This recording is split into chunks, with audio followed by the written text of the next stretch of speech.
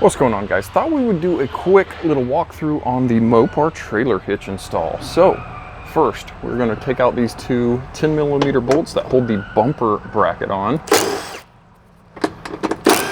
Set those aside.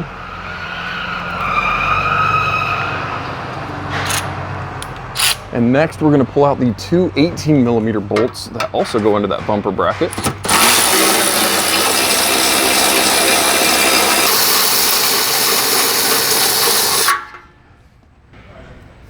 So we'll get both those bolts pulled out for that, and then we are ready to get the hitch tucked up in there. And it's kind of tight.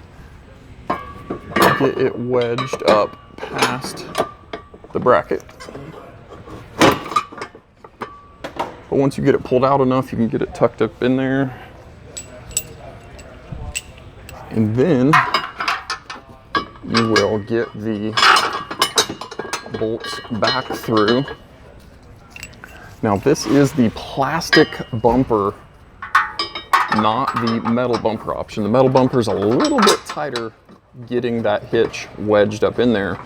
So you may have to take more of the bumper loose, but with the plastic bumper at least, it's pretty nice and easy to get tucked up in there.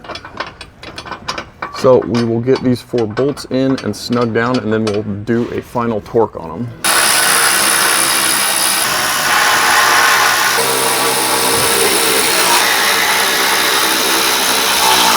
We can go ahead and throw our 10mm bolts back in the bumper bracket. And Mopar only calls for 66 foot-pounds on these hitch bolts. So we'll go ahead and get those all torqued down to spec.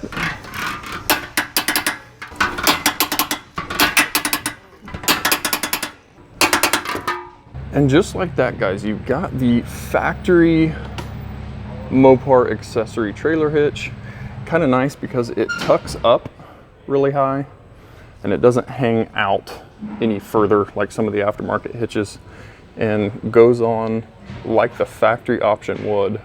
So guys, hopefully that'll help you out if you're looking at adding the Mopar hitch, or looking at, you know, aftermarket versus factory. That factory piece fits really nice.